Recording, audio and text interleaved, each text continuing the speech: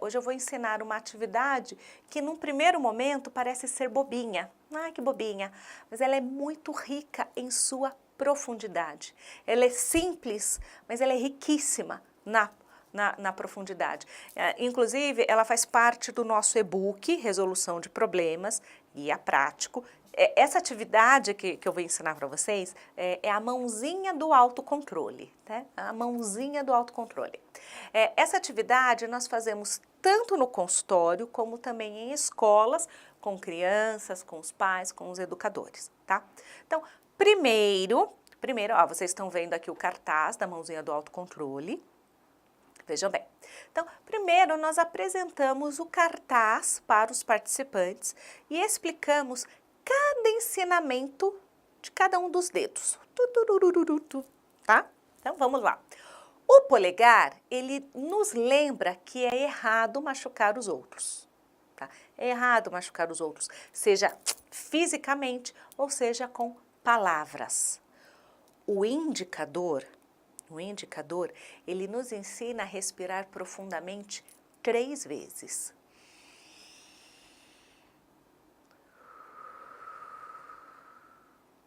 O dedo médio, ele nos ensina a falarmos como estamos nos sentindo, né? Como a comunicar nossas emoções e os nossos sentimentos. O dedo anelar, ele nos lembra de pedir ajuda quando necessário. A gente precisa pedir ajuda quando necessário, tá? E o dedo mindinho, ele nos lembra de contar até 10 antes de qualquer ação. Simples, né? Parece bem simples. Então, primeiro a gente apresenta esse cartaz, explica todos os ensinamentos dos dedos.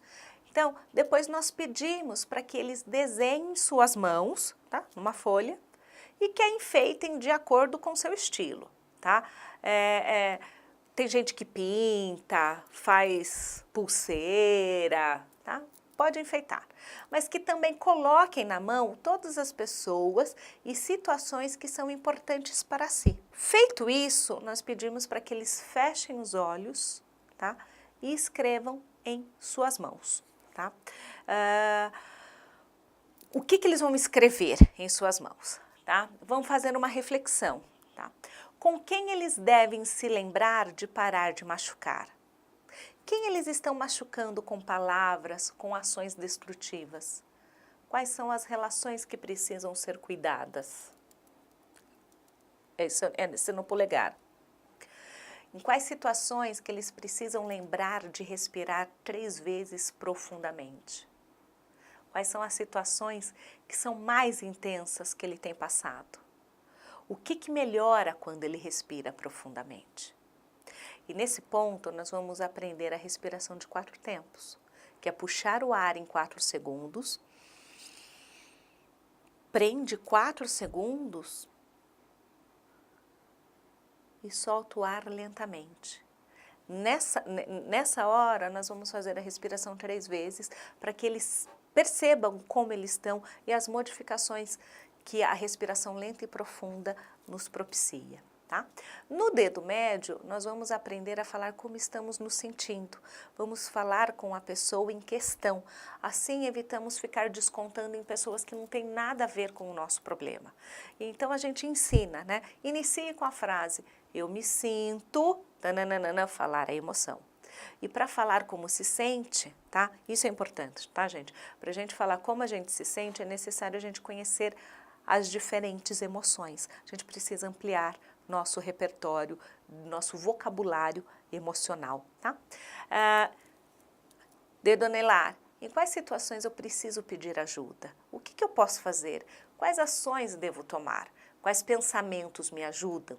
Pensando em uma pessoa que eu admiro, como que ela resolveria esse meu problema? E o dedo mindinho, ele que veio nos ensinar a contar até 10 antes de qualquer situação, tá? Aqui nós também chamamos para reflexão. Em quais situações que me deixam fora de controle? Em quais momentos eu preciso contar até 10? É muito importante lembrar que é necessário mudarmos as respostas fisiológicas das emoções intensas, tá? Só que a gente só consegue fazer isso quando a gente respira lentamente. Então, não é contar 1, 2, 3, 4, 5, 6, 7, 8, 9, 10. Não. É contar até 10 de modo lento, bem lento. E isso nos ajuda e muito. Essa atividade pode ser feita com várias idades, tá? Eu já fiz com todas. Eu já fiz com crianças de 4 anos, só que, claro, eu pedi para eles desenharem e não escreverem, tá? Como eu também já fiz em reuniões de professores, em oficinas de pais, nos cursos presenciais, e os apontamentos feitos pelos participantes nessa atividade, gente, é riquíssimo. Olha só, parece num primeiro momento uma atividade tão simples, bobinha, gente, mas é riquíssimo. O que eles trazem, o que eles percebem, as conexões que eles fazem é riquíssima, tá?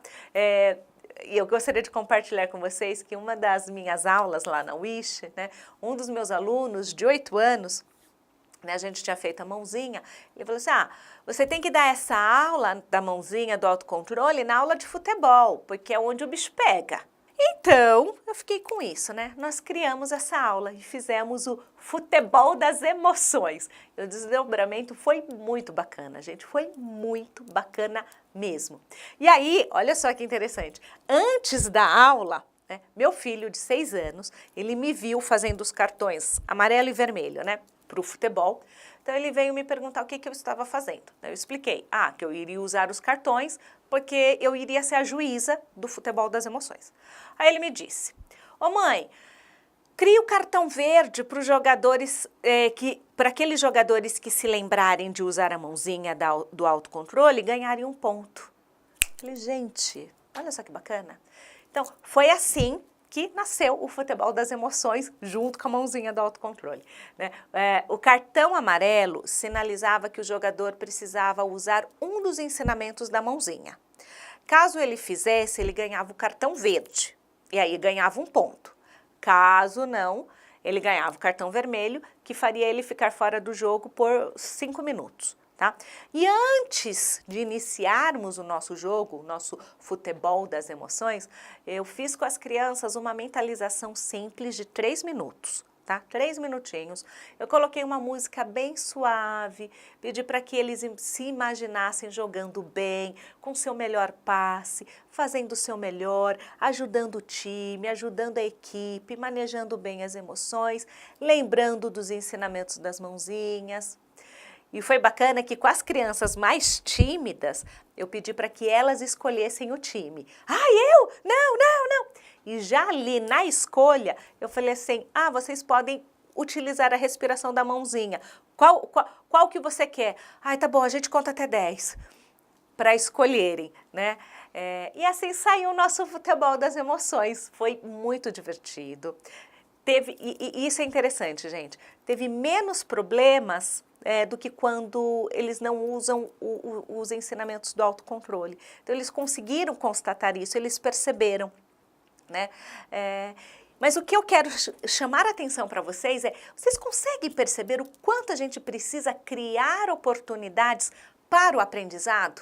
A gente precisa criar oportunidades para que as crianças possam aprender, para que os adultos possam aprender. E o quanto devemos ouvir nossas crianças, porque elas vão muito além das atividades que a gente propõe. Elas vão além. E é desse modo que nós vamos aumentando o repertório, é assim que vamos vivenciando as competências socioemocionais na prática. É assim que nós vamos fazendo educação emocional para a vida.